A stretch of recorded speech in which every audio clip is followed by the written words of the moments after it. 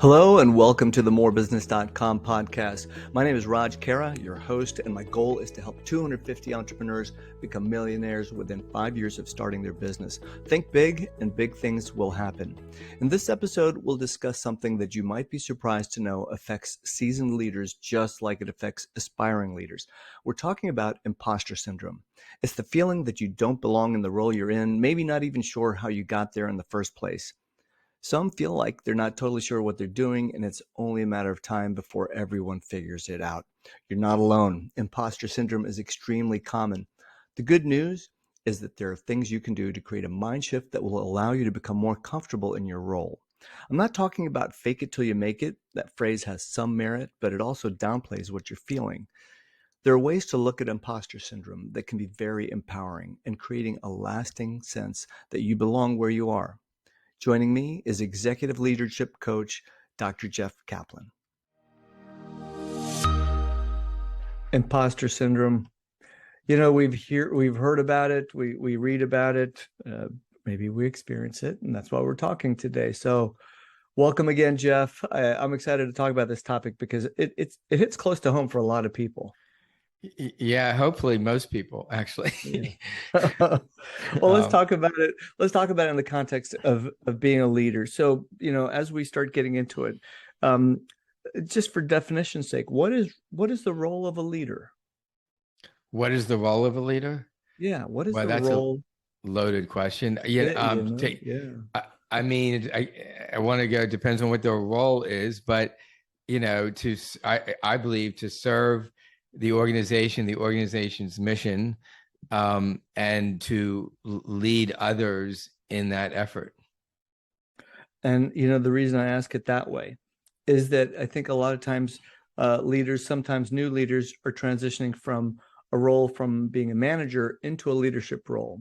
And I find that one of the big things that leaders have to focus on is actually coaching and developing your teams. And I feel like that's one of the areas where there's a big difference between just being a manager, which is more operational, getting things done. Whereas a leader, you still have to do that operational component, but you really have to nurture your team, because otherwise you end up doing so much. You really got to be able to delegate, provide guidance, and work with your team. Though I wouldn't call that imposter syndrome. I would call that lack of skills, and thank God they know it. You know, because look, we're trained. You know, it's the typical story, right? You rise to the top because you're really good at getting things done and solving problems. And then you get into a management role where you're supposed to get other people to solve problems, and you're not good at it because that's not what you've been doing for 10 years, right? And so what do you default to? You default to what you know how to do, which then looks like micromanaging and not really developing the competence and confidence of your folks. But just to pivot for a second, I mean, when I think of imposter syndrome, you know, thinking the completely other end of that, there's a leader. Actually, we have a call tomorrow.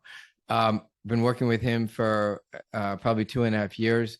We did an 18-month team development, so we're having like monthly retreats with his team, and we did a lot of team assessments and, you know, team discussions and team coaching. And when we kicked off, this is a guy who, his resume, you know, is bigger than whoever's, right? And he was extremely successful. And he kicked off our retreats telling his team that he has imposter syndrome. And, you know, like everybody's jaw dropped, including mine, right? Because this guy is highly effective. So the point being, you know, if somebody who's running a $6 and $8 billion organization extremely effectively and has been in that role for a while can have imposter syndrome, then so can you. And if he can get over it, then so can you. You know, I'm actually just going to find this right now. There's a quote from Adam Grant, who's a professor at Wharton. Yeah. And I just love what he said about imposter syndrome. The way he defined it was, imposter syndrome, you're basically saying, I don't know what I'm doing. It's only a matter of time until someone else finds out, or everyone finds out, I should say. Whereas growth mindset is, I don't know what I'm doing yet. It's only a matter of time until I figure it out. Exactly. And then he closes off by saying the highest form of self-confidence is in believing your ability to learn. And I really love that quote. I mean, I remember when I was 27 years old, I was starting my first company and I was struggling. I did not know what I was doing. I was trained as an engineer, no training in business. And so I started just reading and reading and reading. And that's actually what helped me learn what to do. I mean, it's the only way. Yeah, me too. I mean, the thing to remember is like, oh, that's right. I am highly resourceful and creative, and I've gotten this far, right? What came to mind with this topic is I used to do business development for new coaches, and I used to talk about Dr. Pauline Clance's model, and just really, really briefly, like she talks about this sort of 7-stage cycle of imposter syndrome. So see if this kind of makes sense to you. Go back, I'll speak to you, Raj. Go back when you're 26 or how old you were and starting that job, right? So first is the invitation. I think I'm going to start this business, right? Then it's the acceptance. I'm in, right? Then you have like all these positive, joy, good feelings, right? Then you start doing it and you realize you don't know what you do. So you get to this fear, right? So this is stage 4, right? This fear, worry mode. Then often what follows that is this immobility. You start procrastinating. You get like sort of stuck. And then, to get out of that, you get to stage 6, you get this frenzied work mode, right? And it's like, a little bit of relief. And then you face the next challenge and you forget all the success that you just had quickly somehow, and you're back into fear again. Does that sound familiar? Yeah, in fact, I think I just like went right to the fear of much faster even, or maybe I went through all the other stages really fast and just found the fear super fast because I think so too. Because you jumped in, you were excited, right? And then you started to do it and you're like, uh-oh. Yeah, and that is exactly like the feeling. I think imposter syndrome, you're looking at the situation, you're like, okay, I'm now tasked with all these extra activities, responsibilities. I've got to lead this, whether it's leading a team, leading an entire organization. And it's interesting, as you and I were preparing for this conversation, it doesn't matter if you're new to the role or if you're a seasoned executive taking on a new role. Imposter syndrome can hit you really hard. So here's what I say about that, right? So when this comes up in my coaching, the first thing I do is say, congratulations for not being a narcissist. I'm really glad to hear that you have imposter syndrome, or at least you've had it. And then I'd say, look at imposter syndrome as like your friend that nudges you and has something to tell you. And so look at this thing, you externalize it. You can personify it as well. Call it imposter syndrome. Go, oh, hi, there you are again. Oh, fear that I'm a failure and that people are going to find out. And ask this question, either what am I missing or what do I have to learn? Figure out what it is, where you're stuck and what you have to learn. Then take the fear piece, throw it away, and go learn what you got to learn, right? So I think the struggle is that how do you throw that fear piece away? You do this. You go, imposter, Jamie, the imposter.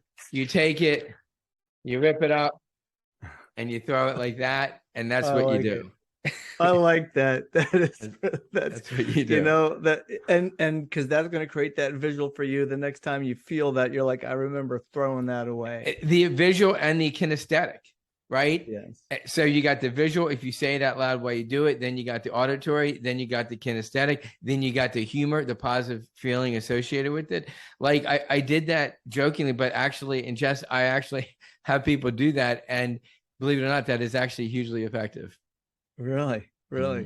And like I said it earlier, it can affect anybody. It can affect people who are in this role thinking that they're qualified. I've actually had people on my teams super qualified, elevated them to this executive level of status, but they're feeling like, oh my God, what if I get figured out? And so, but they're really good at what they're doing. So it's that fear that they got to let go of. They actually have the skill set. Which is how they got into that role in the first place. How do you combine those? Or not combine, but how do you close that gap? Well, So first of all, you go through, not around, right? So you talked about something about bypassing the fear.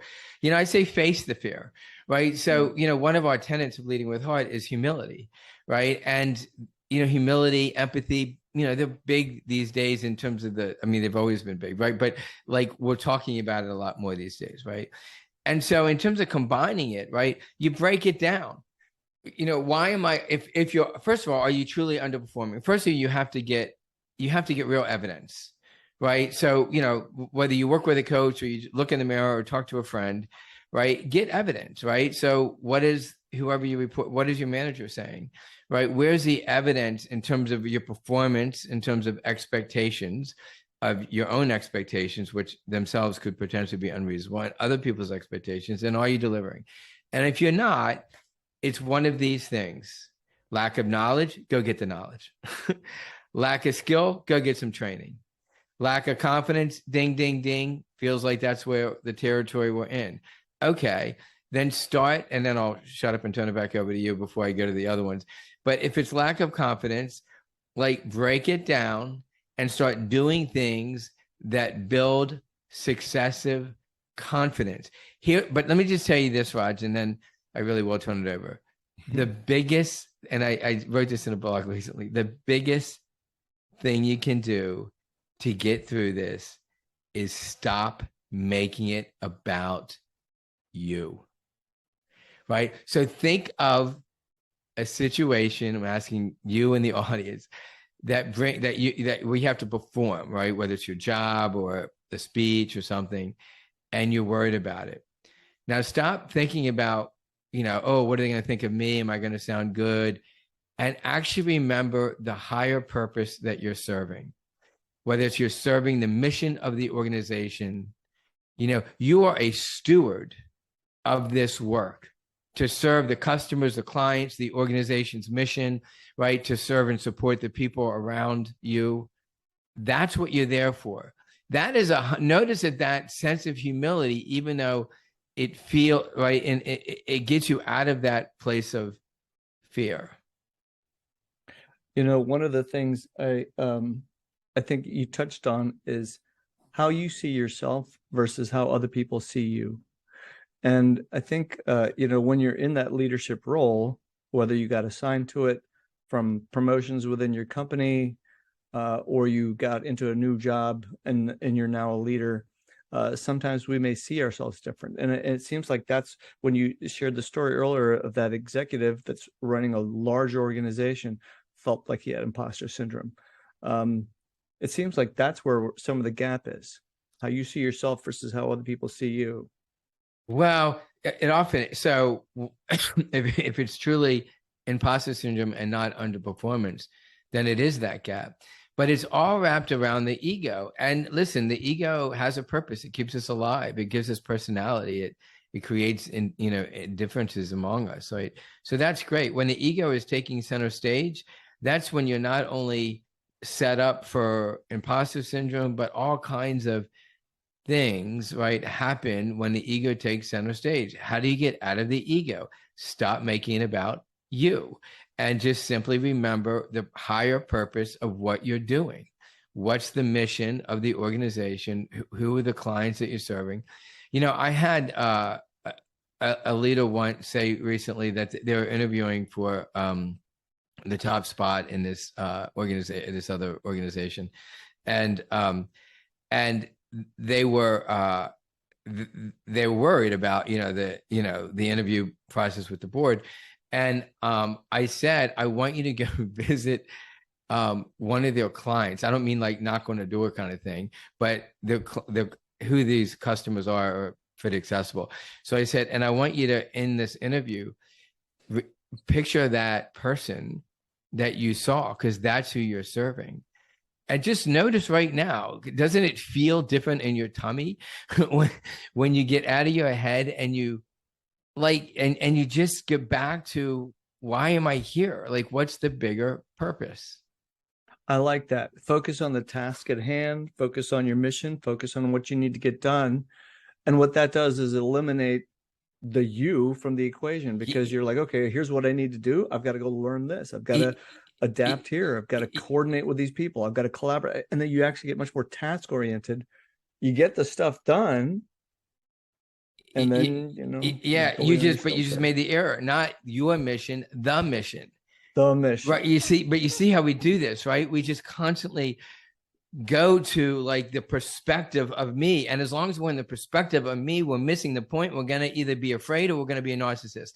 And neither one of those ends is really highly productive or efficient, right? But in order to be efficient and effective, we get out of that mindset. Like, I am a steward. You are a steward. This podcast, we are a steward. Like, whatever is coming out of our mouths is in service to a larger purpose. So if I'm hearing you correctly, what you're saying is don't even make it what your task is, what your mission is. Look at it beyond who you are as an individual and look at it from the perspective of the entity, the customer base, whoever you are serving, and look at what needs to happen to make the task actually like move forward. Yes. Let me ask you this. The whole, it's a Buddhist thing of washing the feet of, like, washing the peasants' feet and stuff. Have you heard of that? Yeah. Right. It's an actual ritual, right? Where you like, the monk or whatever washes the feet of peasants, right? Now, if you were washing the feet of your customers, quick question, and it's a simple answer because I have a follow-up. Do you think you would feel imposter syndrome by just washing their feet? I don't think so. I don't think so either. I don't think so. I think you feel like you're serving. Correct. Ding, ding, ding. You're serving, right? And that is the same thing I'm saying. That's exactly what I'm saying. So if you're washing the feet of, of people, locals with no money or whatever, you're completely serving them, which is also, by the way, a really good way to build humility, cultivate it. And so it's the same thing. So next time you feel that sense of fear around your performance, do something and remind yourself of why you're there, to serve the folks that you're serving. Pull up the mission of the organization again, start having conversations with people about, what are we up to again here? Why do we do what we do? What's my why? What's your why? Right. And yes, go ahead and figure out what your why is. Like, that's fine. But really, what's the bigger why that's outside of yourself? Imposter syndrome does not live outside of yourself. It lives inside of yourself. So what you do to get out of it is you get outside of yourself, get outside of your head, and get in action and in mindset of serving the larger mission. I like that. Actually, the action, I think, is a big component of it, because if you just keep dwelling on it, it's like, oh, I'm not good enough. Oh, I can't believe I'm here. I can't believe I'm entrusted with all this. You are really still inside yourself. You're putting up your own limitations, which can potentially cause you to falter, or you're just going to continue to feel that syndrome. Yeah, remember when I said, enter the fear? So when you have that thought, it says, I'm not good enough. The first thing I want you to do before you do anything we just said is give yourself a hug. Like, congratulate yourself. Yay, I'm not good enough. Yay. Like, yay for not, I keep saying this in jest, but I really mean it, for not being a narcissist. Like, the fact that you care, right, shows what a beautiful human being you are. Right. And so let's just pause and just celebrate that you have that, like, fear because you want to do a good job. Then once you honor that, get out of yourself, get out of your head, and go back to the mission. And I like that second part of what Adam Grant's statement was, that the growth mindset just changes that thinking. Instead of saying, I'm not, I don't know what I'm doing. I don't know what I'm doing yet, but I'm going to learn. It's just a matter of time till I figure it out. And I really like the way that kind of wraps around this mindset that you're going to grow, you're going to mentally grow, and that helps you get out of that imposter syndrome. Well, okay, so here's what I would say about that, and to be honest, I don't even know that we fully ever get out of it unless you go into the narcissist I agree. side. Yeah, I agree. So